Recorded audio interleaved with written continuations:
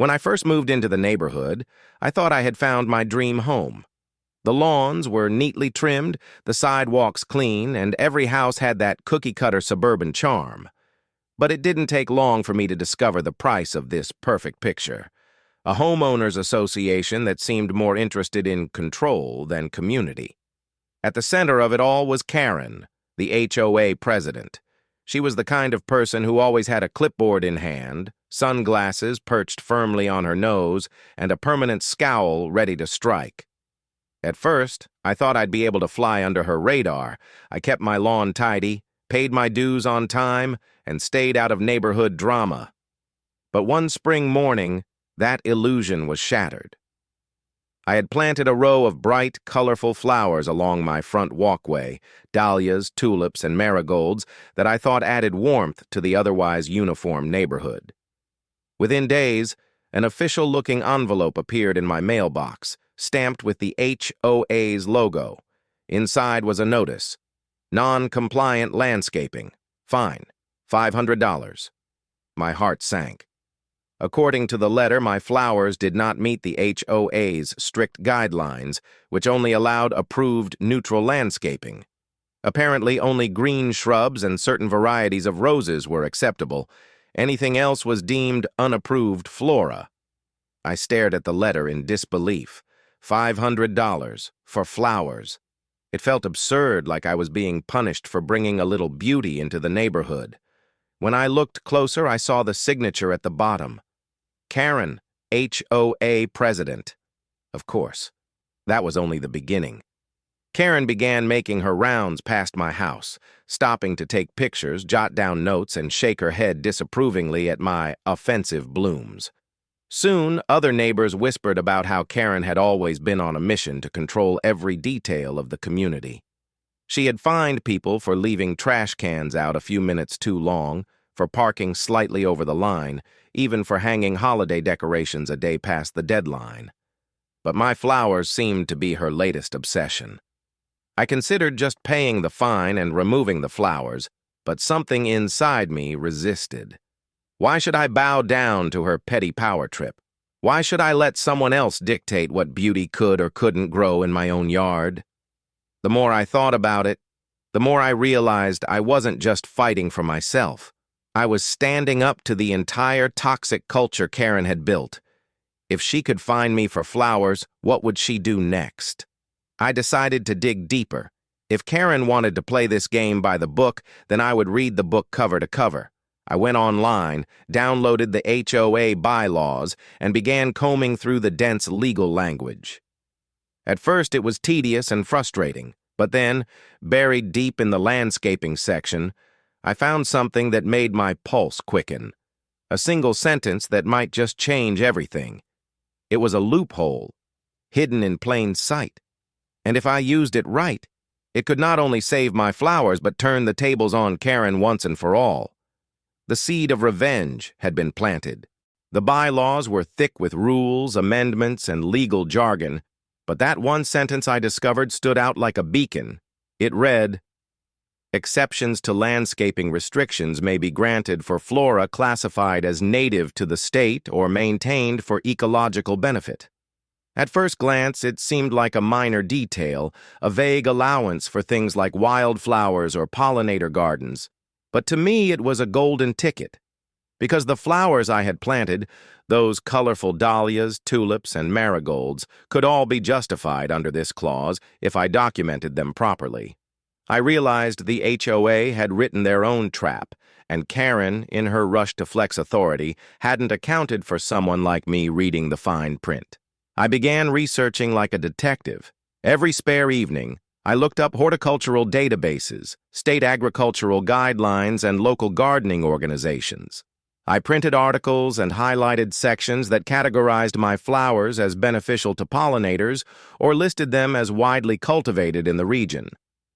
I even reached out to the local county extension office, which happily provided a letter explaining the ecological benefits of mixed flower gardens. Each piece of evidence went into a neatly organized folder labeled HOA Defense. Meanwhile, Karen didn't slow down.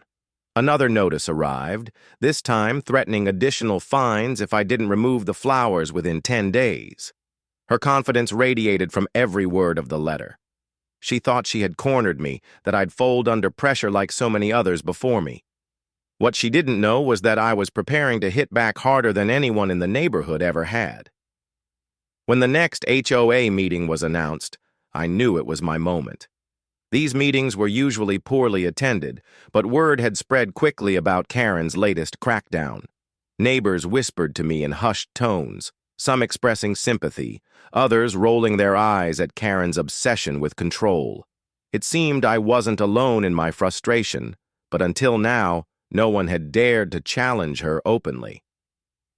On the night of the meeting, I arrived early with my folder in hand. Karen sat at the head of the table, papers neatly stacked in front of her, a smug expression plastered across her face. She was ready to make an example of me. She wanted to show everyone what happened when someone dared to defy her rules. What she didn't realize was that I had studied those rules more closely than she ever had. I sat quietly through the opening agenda items, budget updates, landscaping contracts, minor complaints about trash collection. My heart pounded, but my mind was sharp. Then, finally, Karen cleared her throat and announced the landscaping violation under new business. She looked directly at me as she outlined my so-called offense, already savoring the moment she believed she would humiliate me in front of the board and the handful of residents in attendance. But instead of shrinking back, I opened my folder, ready to reveal what I had discovered. The trap Karen set for me was about to snap shut. On her. Karen launched into her presentation with her usual air of superiority. She described my flowers as unauthorized plantings and a clear violation of Section 14B of the HOA landscaping guidelines. Her tone dripped with authority, as though the matter had already been decided. She barely glanced at the board members, confident they would nod along to her every word. But as soon as she finished, I calmly opened my folder and placed the stack of documents on the table for everyone to see. The room went quiet. I could feel the tension shift. Instead of bowing my head and accepting her judgment, I began to methodically explain my case. I cited the exact bylaw Karen had overlooked, the clause permitting exceptions for native or ecologically beneficial plants. I pulled out state horticulture documents, highlighting where my flowers had been categorized. I presented the letter from the county extension office, which praised my garden for supporting pollinators and local ecosystems. Each page I handed over landed like a hammer against Karen's case. The board members leaned in, their expressions changing from passive agreement to surprise. One even muttered under their breath as they scanned the papers, realizing that I had found a legitimate loophole Karen hadn't considered. Neighbors in the audience perked up too. The smug silence Karen expected from them had turned into hushed murmurs, a current of curiosity and, dare I say, amusement. Karen's face flushed red. She shuffled her papers, stammered, and tried to dismiss my evidence as irrelevant. But I had anticipated every counterpoint. Each time she tried to twist the wording, I calmly pointed back to the bylaws she herself had signed off on as president. The more she protested, the more it became clear to everyone that she hadn't done her homework. Then came the pivotal moment. I read aloud the exact line from the bylaws, slowly and deliberately. Exceptions to landscaping restrictions may be granted for flora classified as native to the state or maintained for ecological benefit. The room was silent except for the sound of my words. Karen's authority, so solid a few minutes earlier, was crumbling before everyone's eyes. She knew it, and so did the rest of the neighborhood. One board member finally spoke up, suggesting that perhaps my flowers were not only compliant, but beneficial to the community. Another asked whether the HOA had any process for encouraging pollinator-friendly gardens. For the first time, people were openly questioning Karen's judgment. I leaned back, my folder now nearly empty, and let the silence hang in the air. The balance of power had shifted. Karen's iron grip on the HOA was starting to loosen, and everyone could see it. By the end of the meeting, no decision was reached on my flowers. The board announced they would need to review the evidence and revisit the matter at the next session. Karen tried to save face, but it was obvious she had been rattled. Her scowl was deeper than ever, and she avoided making eye contact as the meeting adjourned. But as I walked out, neighbors I barely knew nodded at me with quiet approval. For the first time, someone had stood up to Karen, and it was clear that others were eager to see what would happen next. The battle wasn't over yet, but I had turned the tables. Now it was Karen who was on the defensive. The days after the HOA meeting were strangely quiet. Karen, who normally paraded around the neighborhood like a self-appointed sheriff, was nowhere to be seen. Neighbors whispered that she had been embarrassed, that her iron rule had finally cracked. But I knew Karen too well to believe she would retreat so easily. She wasn't the type to admit defeat. She would double down, and I needed to be ready. Sure enough, another letter arrived in my mailbox just 3 days later. It was more aggressive than before, warning of escalated fines and potential legal action.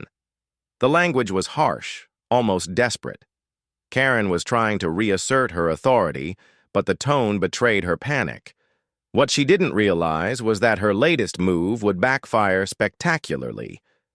I had already contacted a property rights attorney who confirmed what I suspected. Karen was misusing her position.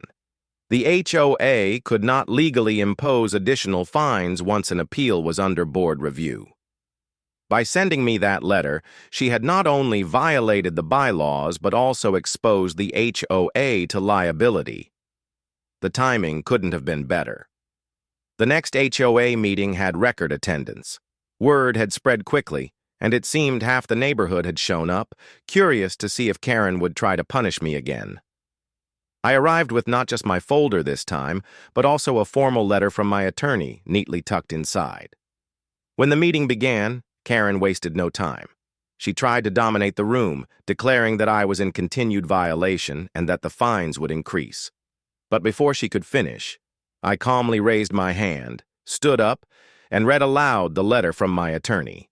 It outlined in plain language how Karen had overstepped her authority, how her actions were not only void under the HOA bylaws, but potentially illegal under state homeowner protection laws. The effect was immediate. The board members shifted uncomfortably, suddenly aware that they were not just dealing with a neighborly dispute, but with a legal matter that could expose them all. Gasps rippled through the crowd as I explained how Karen had personally signed off on fines she had no authority to issue. Karen's face turned crimson. She tried to interrupt, but the board president, who until now had been little more than her yes-man, cut her off. He insisted that the board review the matter without her input, citing conflict of interest. For the first time in years, Karen was silenced in an HOA meeting. The board voted unanimously to rescind all fines against me. But they didn't stop there. One board member, clearly emboldened, proposed a motion to review Karen's conduct as president. Neighbors cheered quietly, nodding in agreement. The motion passed. Karen's reign of unchecked power was officially over. The humiliation was complete. Karen had come into the meeting expecting to crush me, but she left with her authority shattered and her reputation in ruins. She stormed out without a word, her usual swagger gone. In the weeks that followed, the neighborhood felt different. People smiled more, chatted more, even planted their own flowers without fear of fines. My little garden, once a source of conflict, became a symbol of freedom. Neighbors would stop by to admire the blooms, often with a knowing grin and a quiet comment about how beautiful non-compliant flowers could be. Karen eventually resigned from the HOA, citing personal reasons. But everyone knew the truth. She had tried to control the community with fear and fines, and in the end, it was her own obsession that destroyed her.